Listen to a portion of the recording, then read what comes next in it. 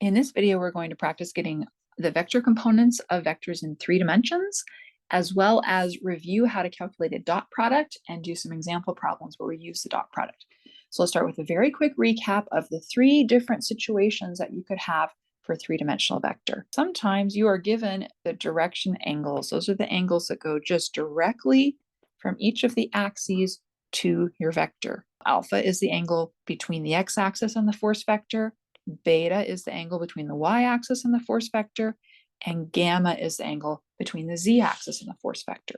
When we're given the force vector this way, we can write that force vector as a magnitude out in front, that would be 100 pounds maybe, times a unit vector that gives us the direction. And in this case, the unit vector would be cosine of alpha in the I direction plus cosine of beta in the j direction plus cosine of gamma in the k direction. F is the magnitude, be 100 pounds or 250 newtons. And then what's inside the brackets here is what we call a unit vector.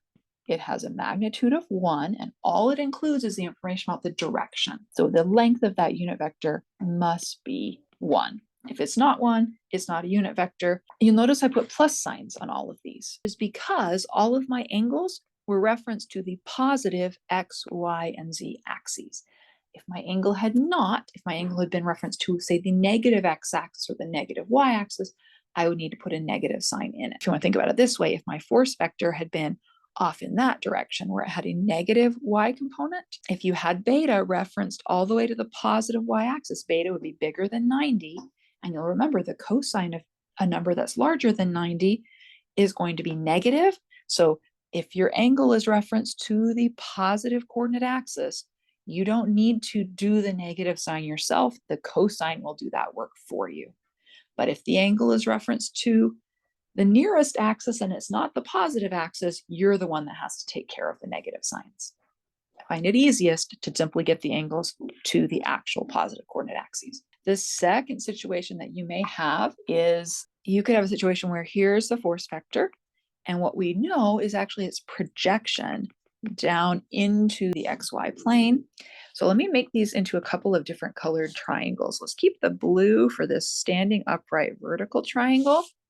And let's write the angle to go with that blue triangle in blue. Call that theta 1. That angle gives us is not the angle between F and any of the coordinate axes. It gives us the angle between F and its projection into the XY plane. Let's color this laying down in the XY plane triangle a different color.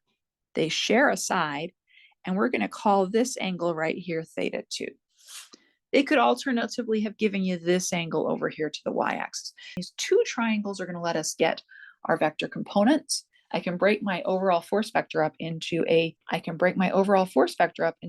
z component. That in this case would be F times the sine of theta 1. It's the sine because it's the side opposite my theta 1 angle. And I can also find the horizontal component, which is the other side of the blue triangle down here. That would be F cosine theta 1.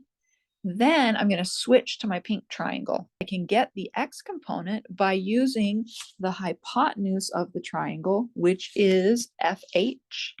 So I plug in my blue F cosine theta 1, but then I need to multiply that by, to get the x component, it's the side in this case that's adjacent to theta 2. So I'd multiply this by cosine of theta 2. And to get Fy, I would use from the blue triangle, F cosine theta 1.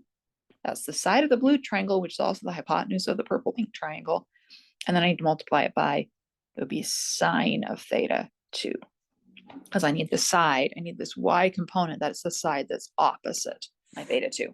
If you break it down into separate triangles and first deal with your standing up blue triangle, then deal with your lying down in the page other triangle, whatever other color you want to use, you're going to take your horizontal component from the blue triangle, plug it in both places, and you'll be able to get Fx and Fy. And then finally, my favorite is when we are given dimensions and we're told maybe the dimensions of that box and that maybe there's a rope that goes from one corner to the other corner, and we are simply told that my force vector is directed along that rope. What I need is the coordinates of point A and the coordinates of point B, And let's say they come out to be, since A is of the origin, that one side of this box has a length of A in the X direction, the dimension in the Y direction is B, and let's say the dimension in the Z directional dimension over here is C.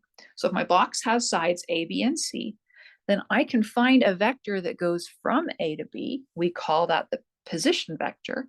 Then I divide it by its length, which is also the length of this side that goes from one corner of the box to the other. And I can write my force vector using those lengths. It's going to look like this. My force vector is going to have a magnitude.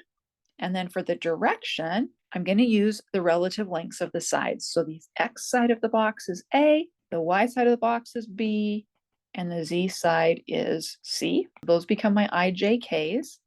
But those probably don't sum up to a length of 1. It could be a very big box or a very small box. So I need to divide this by the length so that I make it a unit vector. A squared plus B squared plus C squared. It's like when you're trying to find a sine or cosine and you take one of the sides and divide it by the hypotenuse. Take the next side, divide it by the hypotenuse. Take the last side, divide it by the hypotenuse. What's going to sit in here now is a unit vector, length 1, and out here is the magnitude of the force. Okay, let's practice it. Here's my first example. We're going to write these two force vectors in their Cartesian components. So the first one, F1, that is that dreaded blue triangle method, or spherical coordinates technically. So to do that, let me use the light blue triangle first. We'll use blue for the light blue triangle. So the Z component of F1 is going to be 450 newtons. And then I want to use the side that's opposite the 45-degree angle, because that'll give me my Z component, right? Here's my triangle. Hypotenuse is 450. So to get the side opposite, I need to use 450 times the sine of 45 degrees. And let's at the same time use that blue triangle to get F1 horizontal. F1 horizontal will be the other side of that triangle, 450 newtons times the cosine of 45 degrees. Now I can use the laying down triangle. Let's change its color. Let's make it green. So for that laying down green triangle, I want to find the X component and the Y component. And you'll remember they're both going to have that FH 450 cosine 45 in them, because that is the hypotenuse of this laying down green triangle. See, its hypotenuse is right here. Its hypotenuse is not 450. Its hypotenuse is 450 cosine 45. Now to get the X side, I need to use this opposite the 30-degree angle. So I need to multiply this by, opposite is always sine of 30 degrees. And then I'll multiply the other one by cosine of 30 degrees, because cosine is adjacent to that green triangle. And finally, I knew that the X component needs to be negative and the Y component would be positive. So F1 is going to be, you can put the 450 newtons out front if you want. Then the X component is going to be minus cosine 45 sine 30. And that's the I component. For Y, we've got plus cosine 45 cosine 30, there's your J, and finally plus just sine 45 for your K component. If you practice this a lot, you'll get to where you can actually write this down without writing these separate steps, but no problem at all if you need to write those separate steps out. The pattern will always be the Z component will just have one angle in it, because you only need to use one triangle to get the Z component of the vector. And then the X and Y will both need to have both angles in them, with the pattern that we had to use the cosine of 45 to get the horizontal component. So they've both got to have cosine 45 because they're both horizontal. And then we use sine and cosine of 30 to decide which one's X and which one's Y. F2 is a little bit easier. We're given the angle from F2 directly to the X axis and the angle directly to the Y axis. What I don't know is the angle from F2 all the way up to the Z axis.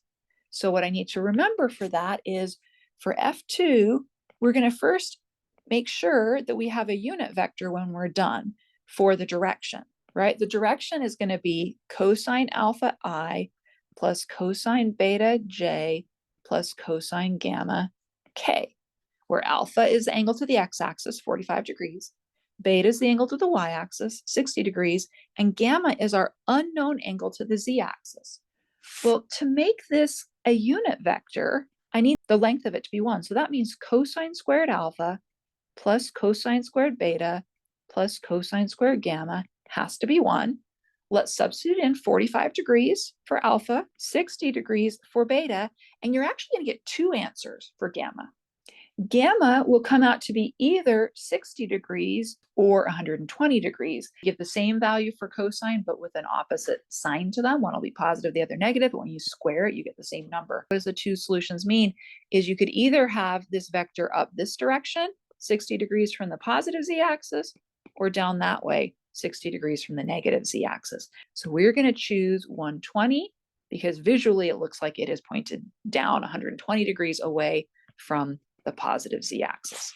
So now we can write down our vector. F2 is going to be 600 newtons is the magnitude. And then for the direction, we'll have cosine of 45 degrees in the I plus cosine of 60 degrees in the J. And finally, cosine of 120 degrees in the K direction.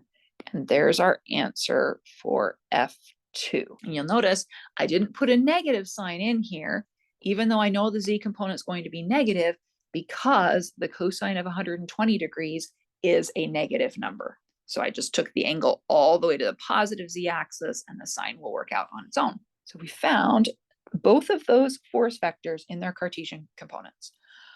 I'm not going to do an example right yet where we use the dimensions. I will do that in my next example. First, I want to remind you what a dot product is and how it's used. Dot product is useful for two things. It's useful for finding the projection of one vector in the direction of another. It is also useful for finding the angle between two vectors. We use it much more in 3D than we do in 2D. We'll say I have a vector A and I have a vector B. They will have an angle between them. The definition of a dot product is that if I take vector A and I take its dot product, also called the inner product sometimes, of A dot B, what I'm going to get is the length of A times the length of B times the cosine of the angle between them. So there is the definition of a dot product. If I wanted to find the angle between them, we oftentimes rearrange this to say that the cosine of the angle between the two vectors is their dot product divided by their lengths. Let me show you what I mean by the projection. I think that cosine theta thing is fairly self-explanatory. If I gave you two vectors and reminded you how you actually calculate the dot product, you would be able to find the dot product, divide by their magnitudes, and take an inverse cosine and get the angle. The projection maybe needs a little bit of commentary on what we mean by that projection. So let's say I have an axis here, and I have a vector, let's make it a vector A. And let's say I wanted to find the projection of A along that axis. Well, what does a projection mean? It means drop this down perpendicular, and I want to find that length right there. That length is the projection of the vector A along the axis. I'm trying to find the projection of one vector in the direction of another. Well, what's my other vector? I don't really have it. So the way we often write this, we come up with a little unit vector, just length 1, along the axis. Call it unit vector along the axis A. So then the idea is if I wanted to find this projection of A along the axis, let's call it AA. Let's see what the equation says. The equation says if I want the projection of A along A, I would need to take the dot product of A with the unit vector. The dot product gives me the projection of one vector in the direction of the other. Well, how do you do a dot product? You take the length of A times the length of my unit vector times the cosine of the angle between them. Guess what we get? This is just the length of A, we'll call it A, cosine theta. Does that match what you learned in trig? If I have a hypotenuse whose length is A, and I want to find the side of a right triangle, and there's an angle between them, let me draw the angle on here, call it theta. If I took A times the cosine of theta, I will get this side of the triangle. And that's exactly what the dot product does when you dot the vector with a unit vector along a particular axis. So dot product lets us get the component of any vector in any axis. We just need to find the unit vector along that axis and then take the dot product. Let's practice this. My example asked me a couple of things. Here's my picture. I've got this funny bar, it's got a couple ropes on it, it's got a force vector F, and it wants me to find the magnitudes of the projected components of the force. They actually give me the force as a vector. I already know the force has 60 newtons in the X, 12 newtons in the Y, and minus 40 in the Z. And they want me to find what's its projection along cables AB and then along cable AC. So we're going to be finding dot products. Anytime you see projected component, Projected component means use the dot product. Determine the angle between the cables. That is also meaning use the dot product. To solve this problem, I already know my force vector in its Cartesian components. What I am going to need is the rope from A to B and the rope from A to C in Cartesian components. Let's first write them as what we call a position vector. That's going to be a vector that goes from A all the way to B, one that goes from A all the way to C. And then what I'm going to do is make them into a unit vector that only has length 1 in those directions, because that'll make my life easier. So let's start with AB. I like to use R for position vector.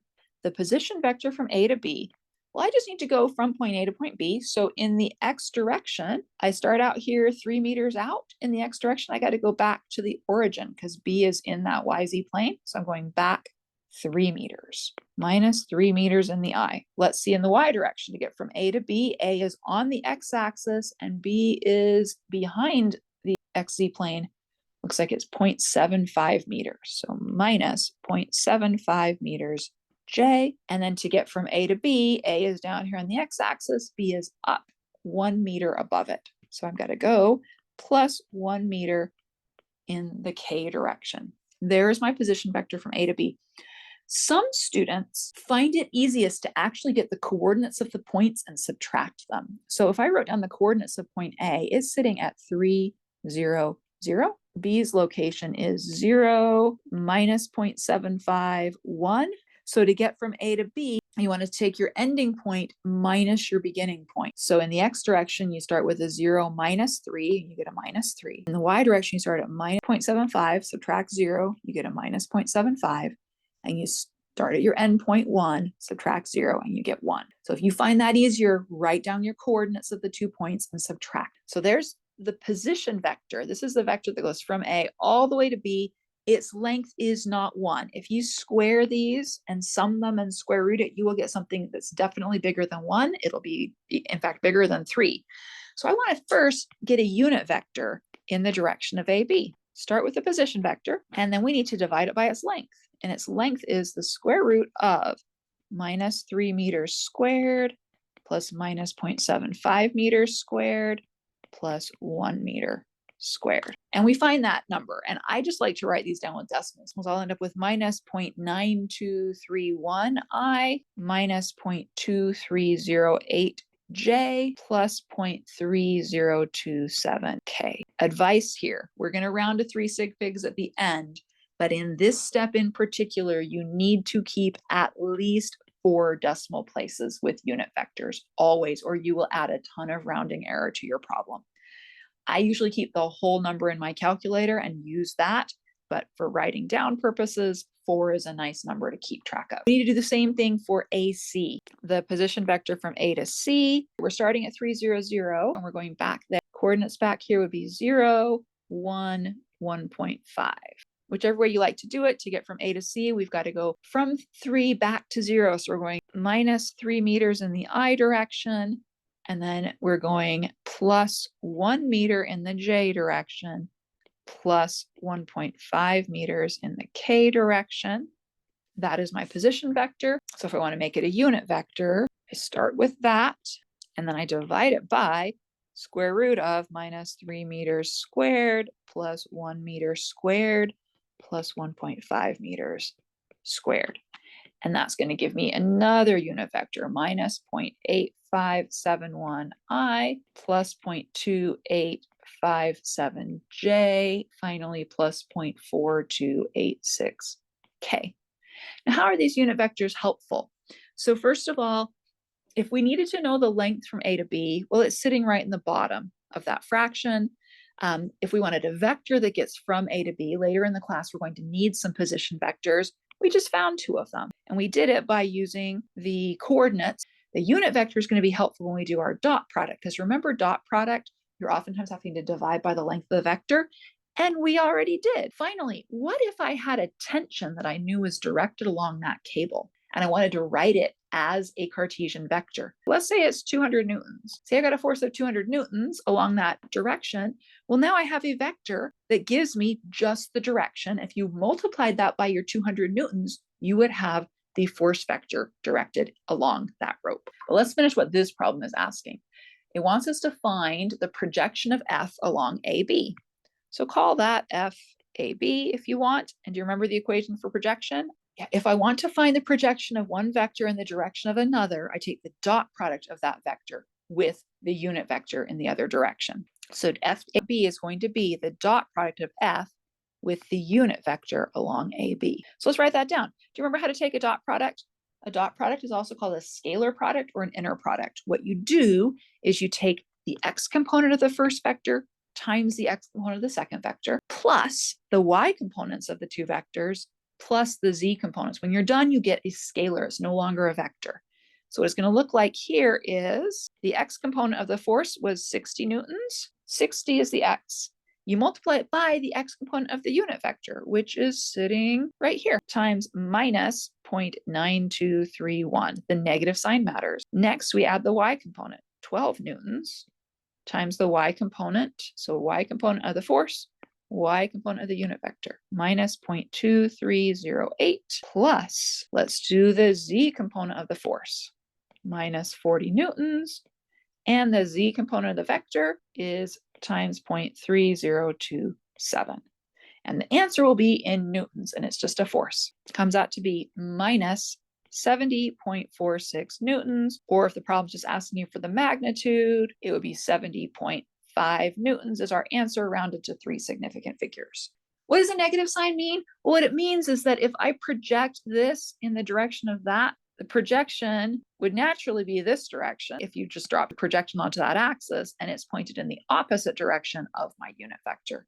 So that's why you get a negative sign. Let's do the next one, FAC. Projection of F in the direction of AC is going to be our force vector F dotted with the unit vector AC instead. So we'll have the same 60 newtons. Over here we'll have plus 12 newtons. Over here we'll have plus the minus 40 newtons. But now instead of our AB unit vector, we need to plug in our AC unit vector. So we'll have a minus 0.8571, we'll have a plus 0.2857, and finally a plus 0.4286. And that comes out to be minus 65.14 newtons. The magnitude, rounded to 3 sig figs, is 65.1 newtons. Also turned out negative because, again, if you took an axis that went along from A to C and you actually found the projection would be pointed that direction, but our unit vector is pointed the opposite direction. That's what the negative means. It means the angle between them is bigger than 90. Finally, it asks us to find this angle theta between the two cables. Well, this was going to be really easy since I already know the unit vectors in those two directions. Remember our equation? Our equation said the cosine between any two vectors, cosine of theta, is the dot product divided by the lengths of the two. So we can actually solve this in one of two different ways. We could take the dot product of our two r's. We'll get a number, but we'll then need to divide it by the length of r, which is sitting right here under the square root, and the length of our other r, which is sitting right under the square root. Or we can take a dot product of the two little unit vectors whose lengths are already 1. So our equation says cosine of theta is a dot b over length of a, length of b. I want to use unit vectors. Unit vector ab dotted with unit vector ac over length of unit vector ab, length of unit vector ac. That's 1 and that's 1. So let's do the dot product. Now we're going to do minus 0.9231 times minus 0.8571 plus minus 0.2308 times 0.2857. Just grabbing them from right here. Here were my unit vector components from AB and AC. Plus 0.3027 times 0.4286. And if you multiply that all out, you get a number 0.8571. That is the cosine of theta. Inverse cosine that, we get that theta is 31.0 degrees, rounded to 3 sig figs. There are a couple of homework questions you're going to encounter that ask you to find the angles between two vectors. This is your process. Find the unit vectors in the two directions and take their dot product and arc cosine it. There are also a few that are going to ask you to find projections. I just showed you how to find the projection. You just take your vector, usually it's a force vector, and you take the dot product with the unit in the direction where you want the projection. Every once in a while, you're also asked to find the perpendicular component. So I want to just talk for a second about how you do that. So finding a perpendicular component. Let me draw a little picture. Let's say here is my axis and here is my force vector F. And we just found the projection of F in the direction of the axis. If point A is right here and point B is back there, we found a little unit vector along AB and we did the dot product and we got that projection. Here's the side FAB. What if the problem wanted us to find this? Let's just call it F perpendicular. There is a nice right triangle sitting right here. And you already know FAB because you already found it. And it's pretty easy to find the length of F. We had F. F was 60I 12J minus 40K newtons. We can find the length of that summing the squares. 60 squared plus 12 squared plus negative 40 squared, square root it. That'll give us the length of F. How do we find the perpendicular side? Pythagorean theorem. To find F perpendicular, use our friend Pythagoras. The magnitude of F, that's the hypotenuse. FAB is one leg and F perpendicular is the other leg. So this is a really short addition at the end of some problems that you're going to find in the homework. And that is the end of today's practice with three-dimensional force vectors and a review of dot products. Dot products are useful for finding projections and angles between vectors.